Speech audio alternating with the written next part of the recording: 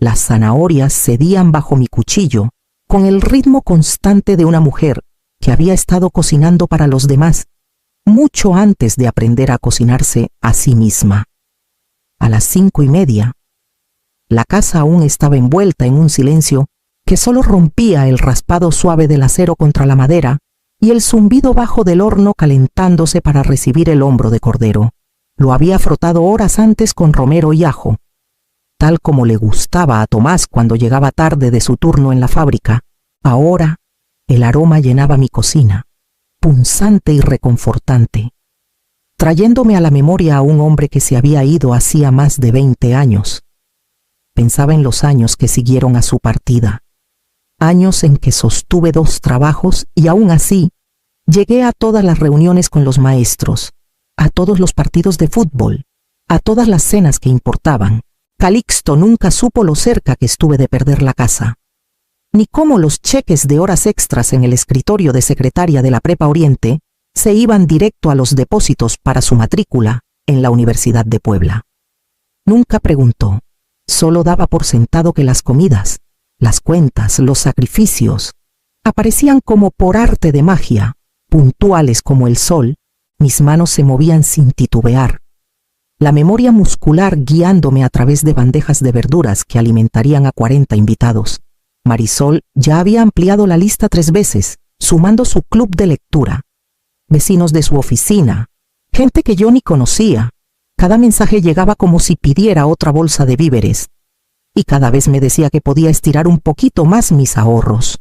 8,500 pesos volados en una semana. Dinero que tenía pensado para el depósito de un departamentito cerca del Parque España, donde por fin podría tener mi propio porchecito. Pero ahí estaba yo otra vez, encorvada sobre las tablas de cortar en la penumbra del amanecer, cocinando no para mí, sino para su aniversario. Marisol quería elegancia, Calixto armonía, y yo, contra toda lógica, quería creer que el amor todavía se podía saborear en la comida. El vapor de la olla empañó mis anteojos y los subí con el dorso de la muñeca. Casi podía oír la voz de Tomás, diciéndome que trabajaba demasiado, que merecía más que ser un fantasma. Pero la única forma que conocía para mantener unida a esta familia era con comidas que apenas notaban. El temporizador sonó para el cordero y abrí el horno, rociándolo como si ese gesto solo bastara para que me recordaran en sus vidas. A media tarde, el silencio de mi cocina se había trocado por el bullicio de voces que se derramaban por la casa de Calixto. La puerta principal se abría y cerraba sin parar. Abrigos amontonados en el pasillo, risas rebotando por las habitaciones. Reconocí unas cuantas caras compañeros de Calixto, la hermana de Marisol con su marido, pero el resto eran extraños. Entraban sonriendo, equilibrando botellas de vino, ya platicando de las decoraciones como si Marisol las hubiera sacado de la nada con un chasquido. Llevé el cordero al comedor, su glaseado de romero capturando la luz. Los halagos brotaron al instante. «Esto se ve de lujo». «Marisol», dijo una mujer, poniendo la mano en el brazo de mi nuera. Marisol sonrió de oreja a oreja, ajustándose el vestido rojo.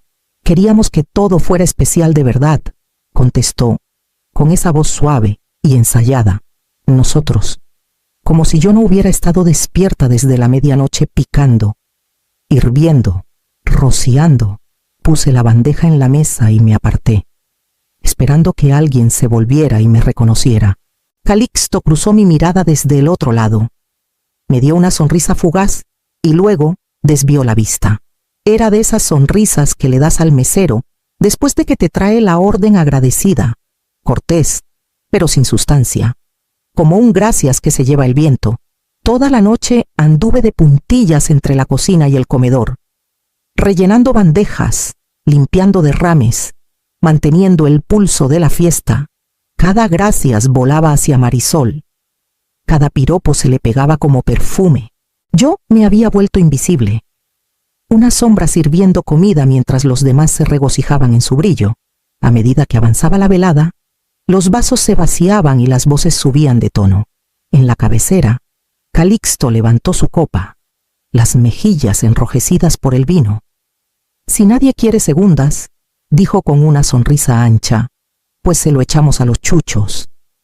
Hubo un silencio de golpe, y luego la risa estalló como ola en la playa. La risita de Marisol sonó por encima de las demás, ligera y sin peso. Las palabras me pegaron más fuerte que cualquier cachetada, retumbando en mi pecho hasta que apenas podía respirar. Me quedé clavada en la puerta, la cuchara de servir pesando como plomo en mi mano, mirando la comida en la que me había volcado por 24 horas. Alrededor, la risa crecía, pero adentro todo se quedó quieto, como si el mundo mismo se hubiera parado, esperando que yo decidiera qué seguía. La risa del comedor todavía retumbaba cuando dejé la cuchara de servir en la encimera. Mis manos actuaron solas, seguras, alcanzando las sartenes de aluminio limpias que había apilado antes, sin imaginar que las usaría así. Una por una, levanté las rebanadas de cordero, todavía relucientes con su brillo de romero, y las fui metiendo de vuelta en sus charolas. Le siguieron las verduras asadas, los hongos rellenos, las papas, los panes. Cada movimiento era pausado, casi un ritual, como si estuviera deshaciendo un embrujo que había lanzado a la ligera. El tintineo de las sartenes debió oírse, porque Calixto asomó en la puerta, copa de vino en mano, su sonrisa tambaleándose. «Mamá, ¿qué estás haciendo?» No levanté la vista. El mousse de chocolate entró derechito en su envase, la cuchara raspando suave contra el bol de vidrio.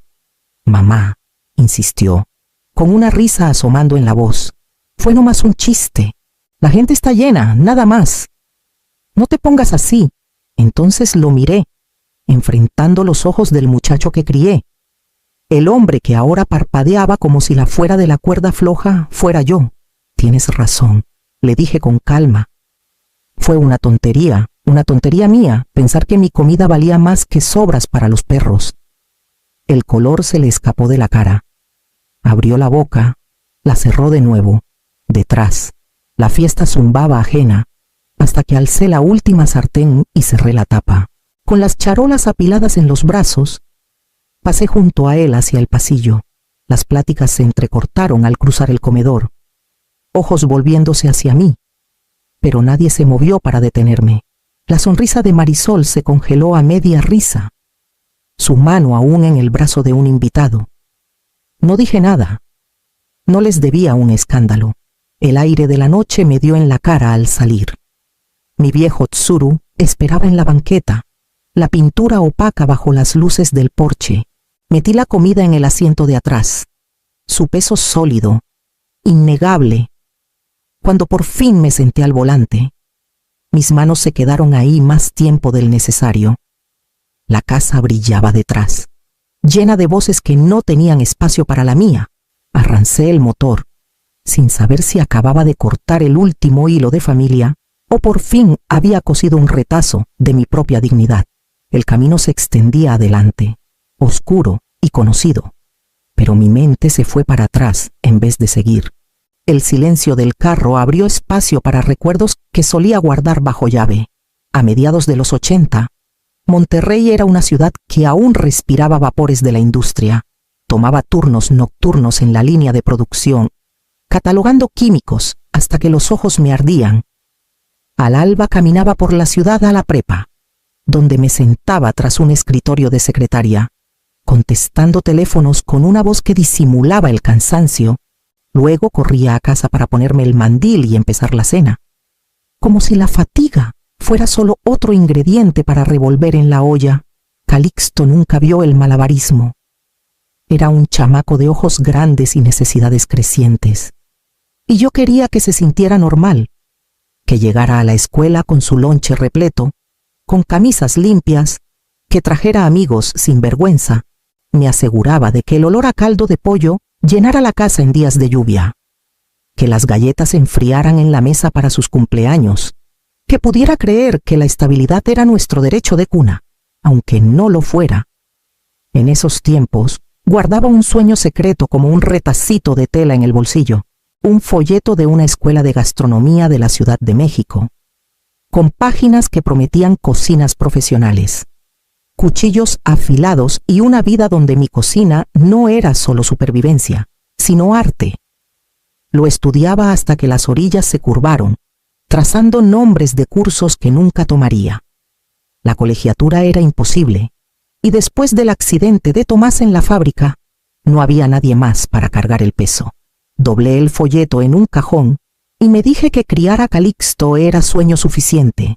Los años me apretaron el cuerpo. La espalda se me endureció en los bancos de fábrica. Las manos se me agrietaron con cloro y agua de trastes. Pero el cuchillo en mi puño nunca perdió su certeza, y la llama de la estufa siempre me obedecía. Mi comida alimentó a maestros en kermeses, a vecinos en apuros, al equipo entero de basquet de mi hijo, más veces de las que podía contar. Aún así, los aplausos siempre se quedaban cortos, sin llegar a mí. Las comidas se esfumaban en estómagos, y mi nombre nunca las seguía. Manejando en la oscuridad ahora, apreté el volante. Cocinar era la única maña que ningún despido podía quitarme, el único regalo que había cargado intacto a través de décadas de renuncias. Y sin embargo, todavía lo despachaban con una risa, como si las horas que le di fueran sazón que nadie notaba. Las luces de la carretera se empañaban contra el parabrisas mientras repasaba el eco de la risa. El piquete en la voz de Calixto me decía que iba para casa, aunque la palabra sonaba frágil ahora, más como un refugio que un lugar donde encajaba. Mis manos iban firmes en el volante, pero adentro. Cada pensamiento se sacudía suelto. La vibración del celular cortó el silencio. Casi lo ignoro. Pero el nombre en la pantalla me hizo frenar. Jonás, el hijo de mi hermana, el que todavía llama en cumpleaños, el que todavía pasa con un cafecito cuando anda por el barrio. Tía Evelia, soltó antes de que yo dijera algo, la voz tensa de pánico. Gracias al cielo que contestaste. Estoy en un lío gordo. ¿Qué pasó? Sus palabras se atropellaban. El chef principal se había desmayado una hora antes con fiebre y vómito. El sous chef se había roto la muñeca ayer. Tenía 2 cocineros de línea que apenas manejaban entremeses. Y esa noche era la recepción de la boda de los López, 80 invitados. Cena servida en platos. El tipo de contrato que su cocina del Río no se podía permitir perder. Si cancelaba, las multas solas lo hundirían. No sé qué hacer, dijo, la voz quebrándose. 5 años armando este lugar, y se va a acabar en una noche. No les puedo dar de comer. Tía Evelia, tendré que cerrar. Miré el asiento de atrás, charolas de aluminio apiladas altas, todavía tibias, llenando el carro con olor a romero y ajo. Comida despachada como sobras para perros hacía menos de una hora. Cordero, verduras, papas y mousse, suficiente para una multitud. Apreté el volante más. Jonás, le dije despacio, ¿qué hay en el menú? Me lo recitó ribeye con reducción de vino tinto, salmón, verduras asadas, papas duquesa, tarta de chocolate. Mi mente se puso en marcha. El cordero se podía cortar en láminas finas, vestirlo con una reducción. Las verduras ya estaban perfectas. Las papas se reinventaban. El mousse se volvía tartaleta si había frambuesas cerca. Lo veía todo, la cocina cobrando vida bajo mis manos, los platos renaciendo. La ironía me dio duro, la comida que me humilló. Podría salvarlo todavía. Estoy a 15 minutos, le dije. Precalienta tus hornos. Balbuceó algo de no querer que yo cargara con esto, pero yo ya estaba dando la vuelta al carro. Faros cortando la noche hacia el centro de Monterrey. Las charolas se movieron un poco atrás mientras aceleraba, cada una llevando más que comida, llevando prueba de que mi labor, mi entrega, todavía valía algo. Y por primera vez en años, mi pulso se aceleró no de miedo, sino de propósito. La cocina del Río era un desmadre cuando metí el carro en el callejón angosto de atrás. Jonás ya estaba afuera. Mandil a medio atar, el pelo sudado, los ojos desorbitados. Casi deja caer la charola que le pasé. La incredulidad pintada en la cara al ver tanta comida que sacaba del carro. Adentro, los cocineros de línea estaban paralizados, como esperando un milagro que entrara por la puerta. No pedí permiso. Bajé el cordero y ladré órdenes como Tomás solía darlas cuando arreglaba el tejado, cortas, filudas, definitivas. Córtalo en láminas finas, ángulalo como ribeye. Empieza la reducción con el tinto que tengas. Tú calienta las verduras, pero no las dejes pasarse, y busca frambuesas. El mousse se vuelve tartaleta. La cocina cobró vida con mi voz. Mis manos iban más rápidas que mis pensamientos, cuchillos destellando, sartenes siseando, hierbas esparcidas como confeti. Jonás rondó un momento antes de sumarse, ojos abiertos como si nunca me hubiera visto así. Ya no era una cena familiar. Era mando, orden, una sinfonía de calor y tiempos. A las 7:30, los primeros platos salían de la pasada. Cordero abanico sobre porcelana, reducción brillando como granate, verduras armadas en ráfagas de color, papas en picos, mousse renacida con corona de berries. Por la ventana vi el salón vestidos de encaje, trajes, candelabros reflejando caras de invitados que cerraban los ojos al primer bocado. Los halagos volvían con los meseros. La mejor cena de boda que hemos probado. ¿Quién es el chef esta noche y por primera vez en años? No preguntaban por cortesía. Querían un nombre, el mío. Hacia el final del servicio, una mujer de pelo plateado, en vestido verde, entró a la cocina.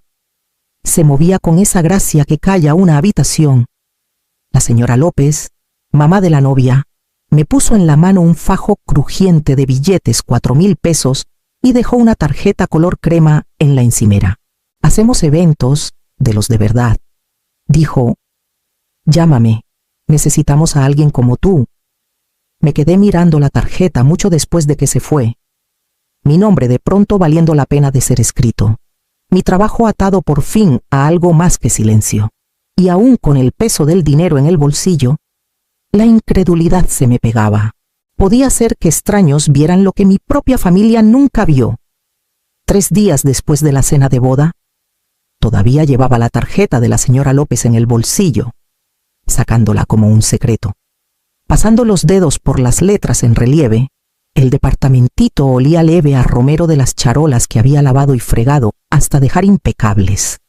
Por una vez, me permití sentarme a mi propia mesa y comer despacio, sin correr a servir a nadie. El golpe en la puerta fue educado, pero terco. Al abrir, ahí estaba Calixto con Marisol un paso atrás, su mano descansando adrede en el vientre. Entraron sin esperar invitación. Mamá, empezó Calixto, la voz tensa. Queríamos decirte que lo sentimos, por la fiesta. Las cosas se salieron de control. Marisol asintió, aunque sus ojos no se ablandaron. No era lo que queríamos. Sí valoramos todo lo que haces. El tono hacía que las palabras sonaran a libreto. Luego soltó la noticia con una sonrisa radiante. Estoy embarazada. Vamos a necesitar tu ayuda. La habitación se ladeó un momento. Instintos viejos arremetiendo el jalón familiar de la obligación. El reflejo de decir sí antes de pensarlo. Pero me detuve, respirando hondo. Me da gusto por ustedes. Dije, pero no voy a volver a ese papel. Calixto frunció el ceño. ¿Qué papel? El de hacer el trabajo y fingir que no me cuesta nada. Marisol soltó una risa aguda, tapándose la boca como si no pudiera creer mis palabras. Tienes 65. Estás persiguiendo un sueño con el restaurante chiquito de Jonás. Sé en serio. Te necesitamos aquí. Su desdén picó, pero mantuve la voz firme. Tal vez sea un sueño, pero es mío. Y por primera vez me importa a mí. Calixto se removió inquieto, claramente queriendo que yo lo hiciera fácil. Pero me mantuve. El silencio que siguió pesaba más que cualquier pleito. Al fin Marisol se levantó, irritación cruzándole la cara. Como quieras, dijo, y se fue a la puerta. Calixto se quedó un rato más, ojos buscando en los míos algo permiso. Perdón. La mamá de siempre que cedía, pero no tenía nada que ofrecer en esos términos. Cuando la puerta se cerró tras ellos, metí la mano al bolsillo y toqué la tarjeta de nuevo. Sus bordes filudos y reales, recordándome que la próxima llamada no sería para ellos. La cocina del club campestre relucía con acero pulido y hileras de equipo que solo había visto en revistas. Me quedé quieta un momento, absorbiéndolo. El zumbido de los refrigeradores y el brillo filoso de las luces. Luego, el instinto tomó el mando. Me arremangué, até el mandil y empecé a trabajar como si hubiera estado ahí toda la vida. El menú era ambicioso: pato sellado con gastrique de cereza, risotto de hongos silvestres, espárragos asados con aceite de limón y suflés de chocolate de postre. Conocía cada paso, cada tiempo, porque lo había practicado en la cocina de Jonás hasta que mi cuerpo lo recordaba como respirar. El equipo se juntó alrededor, esperando. Algunos se llevaban más años en cocinas que yo en el mundo, pero cuando di instrucciones, escucharon. Base de risotto ahora, pato limpio y marcado. Mantengan el fuego parejo en las sartenes. Disparamos suflés en el segundo tiempo. Nadie cuestionó. Me decían chef. La palabra cayendo en su lugar como si siempre me hubiera pertenecido. El servicio arrancó y el ritmo era embriagador. Sartenes siseando, cucharas revolviendo, platos deslizándose en su sitio. Bajé por la línea, chequeando sazón, ajustando presentaciones, llamando tiempos. La cocina respondía al unísono, como música. Para el tercer plato, nos movíamos como un solo cuerpo. Por la ventana de servicio, atisbé el salón candelabros de cristal destellando. Hombres en trajes levantando copas, mujeres en vestidos inclinándose sobre sus platos. Cuando salió el pato, un mesero volvió corriendo con una sonrisa. La mesa 3 quiere saber quién es el chef. Sentí calor subir al pecho. No de las estufas, sino de un reconocimiento que era solo mío. Más tarde, cuando los suflés emergieron, hinchados y delicados, otro mesero regresó. Está aquí el director de la fundación del hospital. Quiere tu tarjeta. Dice que eres justo el talento que buscan. Al final de la noche, Katy me jaló aparte, los ojos brillantes. Chef Evelia, dijo, y oír mi nombre con ese título casi me partió en dos. Por décadas había sido invisible, conocida solo como la mamá de alguien, la ayudante de alguien. Ahora era alguien por derecho propio. Mientras el equipo limpiaba, me quedé en un rincón de la vasta cocina, el peso de la noche asentándose en mí, y supe que una puerta se había abierto que nunca podría cerrar. 6 meses después, el bodegón en la avenida Universidad ya no olía a polvo y aceite. Olía a cebollas caramelizándose, caldo hirviendo, chocolate derritiéndose. Las ventanas anchas dejaban entrar la luz de la mañana que rebotaba en mesones de acero inoxidable, iluminando el letrero sobre la entrada La Mesa de Evelia.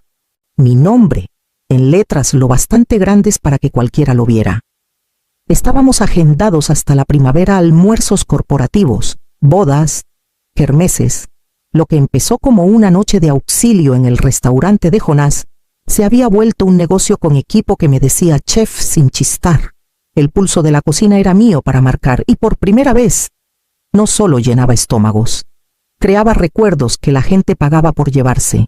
Una tarde, Calixto asomó en la puerta, la corbata floja después del trabajo. Se veía más chiquito de lo que recordaba. O tal vez yo por fin me paraba más derecha. Echaron un vistazo a la cocina, viendo a mis subchefs trabajar, los hornos zumbando en orden. Mamá, dijo, la voz ronca. No te vi por quién eres. Lo siento. Me limpié las manos en un trapo y lo miré a los ojos. Siempre seré tu mamá. Y pronto, abuela. Pero no seré tu sirvienta. Asintió despacio, la vergüenza ablandándole la cara. Lo entiendo, no quiero perderte. No así. Entonces ven aquí, le dije, señalando el espacio alrededor. En mis términos, una semana después, Marisol llamó.